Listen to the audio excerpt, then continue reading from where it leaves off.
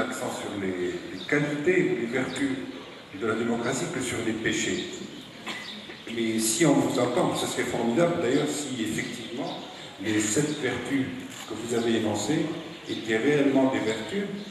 Ce serait formidable parce que lorsque vous dites que la démocratie permet l'émergence de leaders, l'histoire vous apprend que bien avant l'existence de la démocratie, il y a eu des leaders et même des prophètes. Je veux dire que lorsqu'effectivement la démocratie est comprise dans l'essence même de sa définition, elle peut effectivement permettre l'émergence de leaders.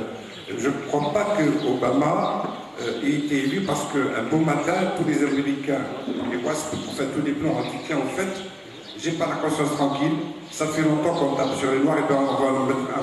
Je ne crois pas, je crois que c'est plutôt, quelque part, c'est un concours de force une espèce de vague de fond et qui est arrivé à un moment donné dans l'histoire de l'Amérique. Vous me permettrez, de revenir sur les 2 mots du malheur de la démocratie.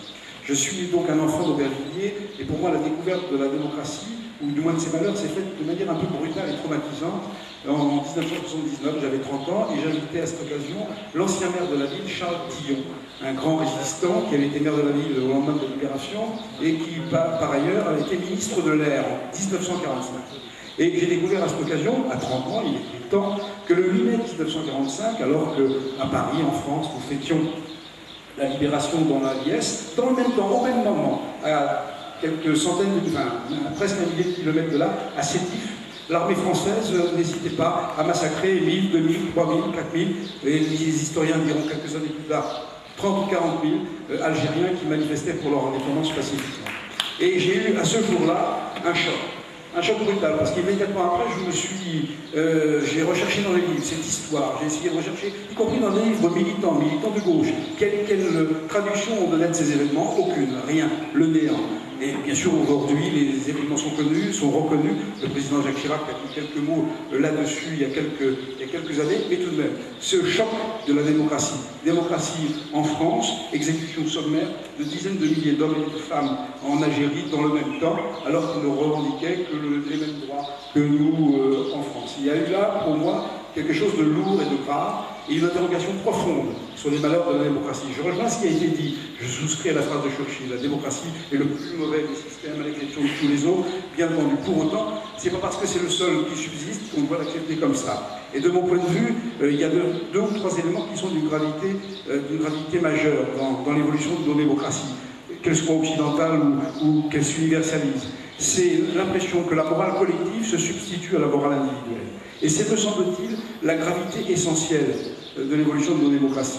C'est pas parce qu'on est au service de l'intérêt général que ça dispense les individus d'avoir leur propre morale.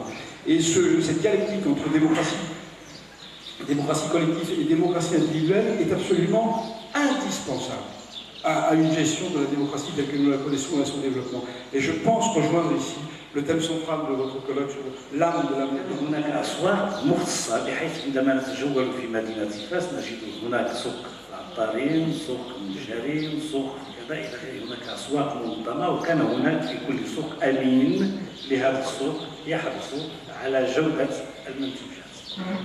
Alors, l'organisation traditionnelle des corporations de métiers dans la ville de Fès, comme on peut le voir encore aujourd'hui, ce sont des corporations par quartier. Et comme cela avait été dit, chaque corporation avait à sa tête un ami qui était délégué par les artisans et qui veillait donc à l'intérêt de cette corporation et à l'organisation de cette corporation. في الناحية الدينية كان هناك تقطيع ترابي، ديكوباج تيريتوريال، تقطيع ترابي من الناحية الدينية. كان هناك ان كارتي يعني منطقة إسلامية، وكان هناك أيضا حي يهودي، وكان هناك أيضا حي مسيحي، ان كارتي قديم. Donc, il y avait, de la même manière qu'il y avait une organisation par découpage des quartiers, une organisation économique, il y avait aussi des communautés culturelles, religieuses et culturelles qui étaient également dans différents quartiers. J'ai été invité un jour à participer dans un colloque sur le thème, sur le thème de la gestion de la diversité culturelle, le rôle des municipalités.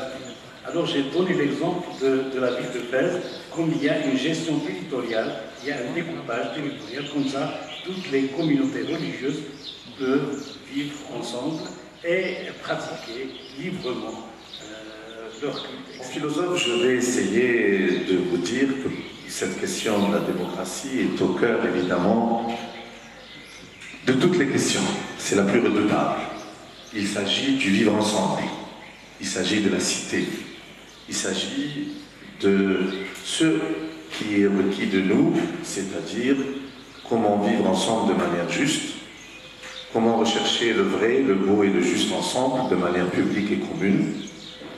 Et chacune des civilisations, si elle s'appelle civilisation, c'est qu'elle a pu apporter une réponse à cette question de la recherche du vivre vrai, de vivre de manière vraie, de manière juste et de manière belle dans la vie. Il se trouve que l'écart est souvent très grand entre la théorie et la pratique, entre ce que nous espérons et ce que nous vivons.